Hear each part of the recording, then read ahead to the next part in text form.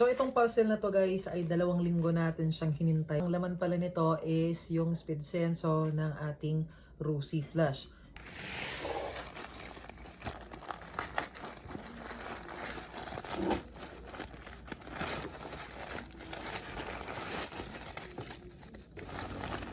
So ito yung packaging ng ating in-order. So genuine parts. Ang manufacturer is M-Force. So galing pa tong Malaysia and ito yung kanyang part number 2816600. So on and so forth. So F15 kasi ito yung Rosy Flash doon sa Malaysia. Dito sa atin is Rosy Flash pero doon sa kanila is F15W Moto. So same lang sila ng speed sensor. So goods naman yung kanyang packaging, very simple. So ang presyo nito sa RM, ano tong RM? Parang ito yung currency nila sa atin is peso. So ito na yung ating speed sensor and yung kanyang physical na kaanyuan ay same lang naman halos sa stock. Ayan, so same lang sila ng socket syempre kasi pang Rosy Flash naman to. And ito yung kanyang dulo kung saan nakakabit yung ating sensor. So ito yung pinaka-importante and kung mapapansin nyo, iba siya sa stock natin. Medyo malaki siya. Kung mapapansin nyo, meron siyang mga ano dito. So basically, pwede siyang ma-adjust. Pero hindi na natin gagawin yun. So, yes guys, pwede siyang ma-adjust, pwede siyang ma-rotate yung kanyang orientation. And ito naman is, ito yung pinaka-importante kasi dito pumapasok yung tubig. So, yung iba, ang ginagawa nila is, nilalagyan nila ng adhesive. Pero sa atin, ay hindi na natin lalagyan to or hindi na natin babaklasin to kasi makapit naman. Hindi siya natatanggal kapag tinatanggal natin. And syempre hindi na to papasukin ng tubig. And itong dulo magnetic yan. Malakas yung magnet. So overall same lang sila ng haba sa ating stock pero mas maganda ang quality nito compared doon sa stock. Ang pinaka-importante nito ngayon is kung gagana ba to or hindi. Yun nga guys, kahit gabi na ay naisipan nating ikabit yung ating speed sensor para malaman natin kung ito ba ay gumagana o hindi. Kasi hindi na ako makakapaghintay bukas. I'm so excited. So sa mga nagbabalak umorder ng ganitong speed sensor, ilalagay ko na lang yung link niya sa description and doon na kayo umorder. So ito pala yung ating lumang speed sensor and ito yung bago. So as you can see, maikli yung ating bagong speed sensor compared sa ating luma. So prepare lang natin yung mga tools na gagamitin natin. So importante dapat mayroon tayong screwdriver. Itong ating Allen. So nandito yung iba. Kasi gagamitin natin yun. Yan. So magbabaklas tayo ng mga kaha ngayong gabi. And ano pa ba? Ito, kailangan pa ba natin to? Parang hindi na. So ito lang, Allen, screwdriver, and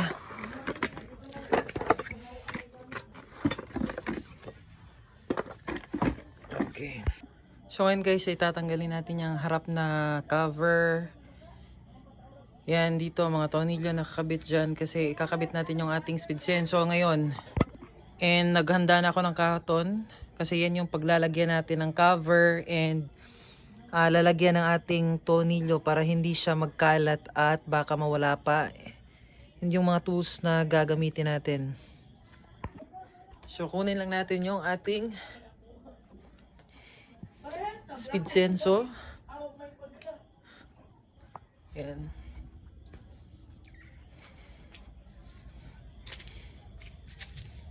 So gabing gabi. Kasi wala tayong oras kapag umaga kasi mayroon tayong trabaho. Yan. So I guess ready na tayo. So, balitaan ko na lang kayo kapag nabaklas na natin yung mga cover na yan. Kasi marami talaga tayong babaklasing tornilyo. Marami pa naman tong kailangan tanggalin.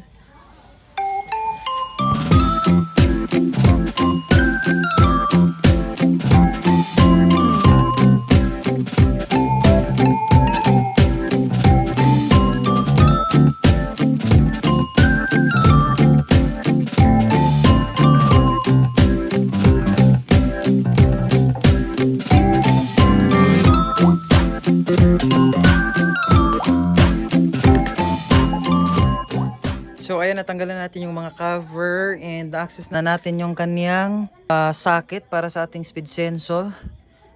So i-install natin to ng maayos kasi yung ating speed sensor nga na bago is medyo maikli yung kanyang wire para hindi mabitin yung ating speed sensor. Yung kanyang wire kasi maikli talaga guys compared sa stocked.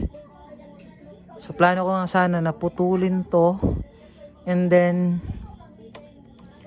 dugtungan ko ng wire, which is mahabang trabaho na naman. And as you can see, gabing-gabi tayo nagbabaklas kasi nga para talaga matry natin or masubukan natin yung ating speed sensor kung gumagana ba talaga. Alright, sige. Ayan, so ikakabit na natin to. Kita ko na lang sa inyo mamaya kapag nakabit na natin to. And so ito na yung ating speed sensor, nakabit na natin siya. Ayan. And ito yung kanyang, I don't know kung kita ba. Yan. Zoom natin. So yun yung kanyang space sa ating speedometer ring. And ito yung kanyang socket. So okay naman pero maikli talaga. Pero hindi naman siya na ano guys, kahit naka full na pihit yung ating manubela. Okay, maluwag pa naman yung ating socket dito. Hindi naman siya mapuputol. Ayan, so try lang natin. Ayan. Okay naman, gumagana. I mean, hindi siya totally nga mahigpit talaga. Ayan. So meron siyang espasyo.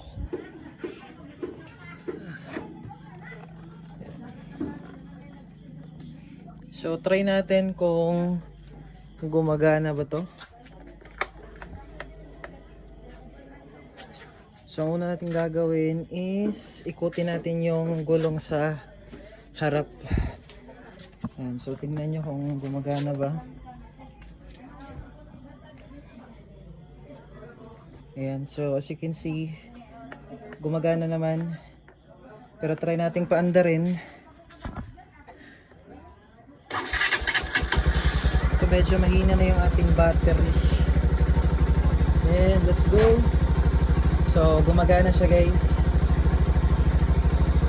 Ayan, so working yung speed sensor.